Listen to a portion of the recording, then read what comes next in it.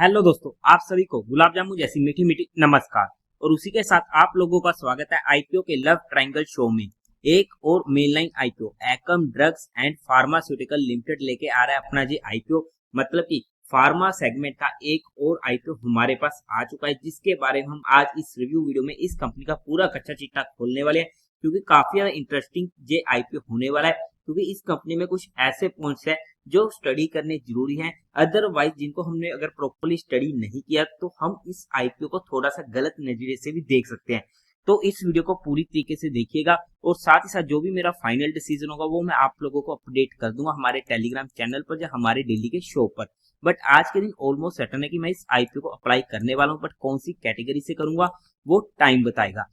और उसी के साथ साथ आप लोग एक बार इस वीडियो को देख लीजिएगा, समझ लीजिएगा, फिर अपने रिस्क रिवॉर्ड रेशियो और माइंडसेट के अकॉर्डिंग अपने फाइनेंशियल एडवाइजर से कंसल्ट करके कोई फाइनल एक्शन बनाइएगा। और अगर आप लोगों को म्यूचुअल फंड में या इंश्योरेंस सेगमेंट में किसी भी तरीके कोई भी हेल्पलाइन की जरूरत है, या आप लोग चाहते हो कि being a mutual fund distributor हम आपका पैसा मैनेज करने में आपकी हेल्प करें, तो आपको डिस्क्रिप्शन में मेरा फोन नंबर मिल जाएगा, आप मुझसे कंटेक्ट कर सकते हैं। अब अगर हम बात करते हैं कंपनी की बेसिक डिटेल की, तो ये कंपनी इनकॉर्पोरेट हुई थी 2004 में, मतलब कि अच्छा खासा टाइम हो चुका है। काम की बात करते तो फार्मास्यूटिकल कंपनी है, तो आप लोगों को काम के बारे में अच्छे से पता होगा, बट फिर भी फार्मास्यूटिकल सीडीएमओ कंपनी ये होने वाली है, मतलब कि contract development and manufacturing organisation, जो ऑफर करती है comprehensive range of pharmaceutical product and services in India and overseas. Company का ब्रांड नेम काफी अच्छा है और कंपनी के काफी अच्छे अच्छे नामचीन कस्टमर होने वाले हैं, जो हमारे एक पॉजिटिव पॉइंट हो जाता है।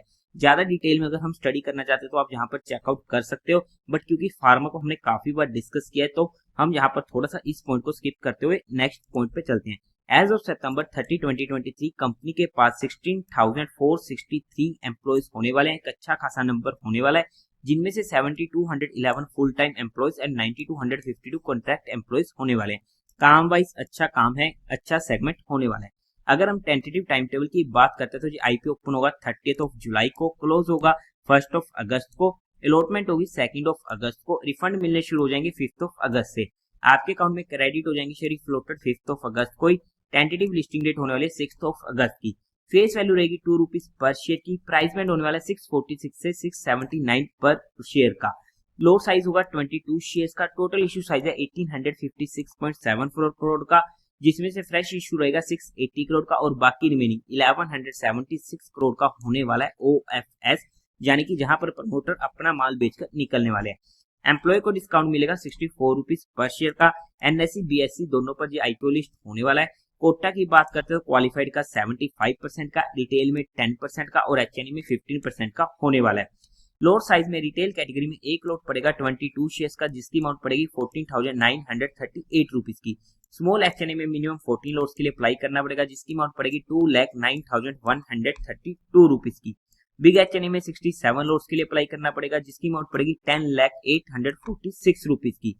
अब अगर हम आईपीओ के प्रमोटर्स की बात कर लेते हैं तो वहां पर Sandeep Jain Akums master trust company के प्रमोटर होने वाले हैं। प्री इश्यू होल्डिंग थी 84.94% की। अब अगर हम कंपनी के मेन मुद्दे की बात करते हैं, यानी कि कंपनी के फाइनेंशियल की, क्योंकि वहां पर ही हमें काफी ज्यादा बड़ी दिक्कतें देखने को मिली है, तो वहां पर सबसे पहले टोटल एसेट 2022 में थे 3,069 करोड़ के, जो इंक्रीज होते थे 2024 तक पहुंच गए 3,516 करोड़ के। डिसेंट ग्रोइंग रेट हमें यहाँ पर देखने को मिली है। रेवेन्यू 2022 में था 3,694 करोड़ का, 2023 में 3,700 करोड़ का एंड 2024 में 4,212 करोड़ का। डिसेंट ग्रोइंग रेट बोल सकते हैं। प्रॉफिट आफ्टर टैक्स 2022 में था 250 करोड़ का लॉस, 2023 में 97 करोड़ का प्रॉफिट, 2024 में 0.79 करोड़ का ही प्रॉफिट। अब हमारे पास यहाँ पर मेन पॉइंट आता है कि कंपनी की पहले तो लॉस में थी, फिर प्रॉफिट में आई, फिर नो प्रॉफिट नो लॉस में आ चुकी है। आखिरकार ये दिक्कत क्या है? देखो, अगर सिंपल सी लैंग्वेज में समझना चाहे, कंपनी लॉस में नहीं है, बट फार्मा सेगमेंट में एक पुट कॉल लायबिलिटी का सिनेरियो चल रहा है, जिसकी वजह से हमें यहाँ पर ये दिक्कतें देखने को मिल रही है। अगर वो सिनेरियो ना होता तो यहाँ पर ऑलमोस्ट हमें कंपनी के प्रॉफिट 260 करोड़ के करीब के देखने को मिलते। तो अगर हम उस नजरिए से देखते तो कंपनी ग्रोइंग कर रही है, तो वहां पर उस सिनेरियो की वजह से जहां पर हमें इसके प्रॉफिट आफ्टर टैक्स में दिक्कत देखने को मिली।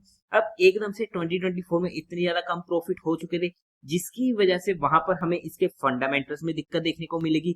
अगर हम इसकी पी निकालने की कोशिश करेंगे अकॉर्डिंग टू 2024 डाटा, तो वो काफी ज्यादा आएगी, जिसके बारे में हम सोच भी नहीं सकते। अगर हमने उस पी पर लिया तो वहां पर हमें दिक्कतें देखने को मिलेगी, और वहां पर इतने महंगी वैल्यूएशन पर हम कभी भी कोई आईपीओ अप्लाई करने के बारे में सोच ही नहीं सकते, क्योंकि वहां पर हम सभी को पता है कि इतना महंगा आईपीओ पर हमारा रिस्क फैक्टर काफी ज्यादा इंक्रीज हो जाता है। बट अगर हम उस पुट को लाइबिलिटी का जो सिनेरियो है उसको फैक्टर इन करके वहां पर पी निकालने की कोशिश करते हैं, तो ऑलमोस्ट 30 से हल्का सा कम देखने को मिलता है, तो वहां पर हमें फिर दिक्कतें देखने को नहीं मिलती है। हाउएवर जो फिगर्स हमें देखने को मिल रहे हैं हम उसकी रिस्पेक्ट भी करेंगे, बट इसका मतलब ये नहीं कि हम उस फैक्टर को भी नेग्लेक्ट कर देंगे। नेटवर्थ की बात करते हैं 709 करोड़ की, रिजर्व एंड सरप्लस में 861 करोड़ का, टोटल बोरिंग्स कंपनी की 491 करोड़ की है। अगर हम ओवरऑल में फाइनेंशियल्स की बात करते हैं, अब हमें ये देखना होगा कि हम किस नजरिए से इन फाइनेंशियल्स को देखते हैं। जो फिगर्स हमें शो हो रही है उस नजरिए से देखते हैं तो ऑब्वियसली इसके फाइनेंशियल काफी ज्यादा बिगड़े हुए हैं, बट अगर हम उस फैक्टर को लेके चलते हैं तो वहां पर हम ओके ओके फाइनेंशियल कंपनी के बोल सकते हैं। अब अगर हम कंपनी के ऑब्जेक्टिव की बात करते हैं तो वहां पर कंपनी को रीपेमेंट करनी है अपनी कुछ बोरोइंग्स की, सेकंड इनको फंडिंग इंक्रीमेंटल वर्किंग की कैपिटल की रिक्वायरमेंट है, third inorganic growth initiative through acquisition, and fourth general corporate purpose. अब अगर हम बात करते हैं कंपनी के फंडामेंटल की, तो ऑब्वियसली वहां पर इस नजरिए से तो फंडामेंटल काफी ज्यादा बिगड़े हुए देखने को मिलेंगे। आरओई बहुत कम है, आरओसी काफी ज्यादा कम है, डेट टू इक्विटी रेशियो 0.69 का कंफर्टेबल है, रिटर्न ऑन नेटवर्थ नेगेटिव में है, प्राइस टू वैल्यू 13.69 की है, प्रॉफिट आफ्टर टैक्स मार्जिन 0.02 का है। तो जहां पर इस नजरिए से हम फंडामेंटल्स को देख ही नहीं सकते हैं, बट अगर देखने की कोशिश करते हैं तो फंडामेंटल बिल्कुल ज्यादा बिगड़े हुए हैं। अब अगर हम पीयर टू पीयर कंपटीटर्स में बात करते हैं तो वहां पर तो फार्मास्यूटिकल की इतनी सारी कंपनीज है कि किस किस की हम बात करें। डीवीज लैब 75 का पी, सुवेन फार्मास्यूटिकल 69 का पी, ग्लैंड फार्मा 42 का, टोरेंट फार्मा 60 का, एल्केम लेबोरेटरी 34 का, एरिस लाइफ केयर 35 का, जेवी केमिकल 51 का, मैनकाइंड फार्मा 44 का, इनोवा कैप्टिव 29.91 का। अगर हम इसके जीएमपी की बात करते हैं तो आज के टाइम पर इसका जीएमपी हमें 28% के करीब का देखने को मिल रहा है। और अगर हम वैल्यूएशन वाइज निकालने की कोशिश करते हैं according to 2024 financial year data, including की जहां पर हम पुट कॉल लायबिलिटी के सिनेरियो को लेके चल रहे हैं, तो वहां पर 2024 के डाटा के अकॉर्डिंग ये आईपीओ फुली प्राइस होने वाला है। मतलब कि ना ही महंगा रहे ना ही सस्ता रहे, बट हल्का सा अगर कंपनी सस्ता रख देती तो हमारे लिए ज्यादा अच्छा हो जाता। खैर एनीवे, हमने यहाँ पर सिर्फ कंपनी को education and learning perspective study किया है। आई होप कि आपका यहाँ पर फाइनेंशियल्स में काफी ज्यादा डाउट क्लियर हो चुका होगा। अब ये पुट कॉल लायबिलिटी क्या होता है उसको समझने के लिए तो हमें थोड़ा सा डिटेल्ड स्टडी करनी पड़ेगी। अगर आप लोग चाहते हो तो हम उसके बारे में सोच सकते हैं और वहां पर आपको अलग से वीडियो प्रोवाइड कर देंगे। बट फिर भी हमने यहाँ पर किसी भी तरीके को भी इन्वेस्टमेंट टिप्स एडवाइस नहीं दिया, हमने सिर्फ कंपनी को education and learning perspective study किया है। कोई भी एक्शन लेने से पहले एक बार अपने फाइनेंशियल एडवाइजर से कंसल्ट करके कीजिएगा। तो देवी और सज्जनों, उम्मीद है आप लोगों को ये वीडियो अच्छी लगी होगी, तो इस वीडियो को लाइक कीजिएगा, शेयर कीजिएगा और साथ ही साथ चैनल को सब्सक्राइब करें। हर हर महादेव।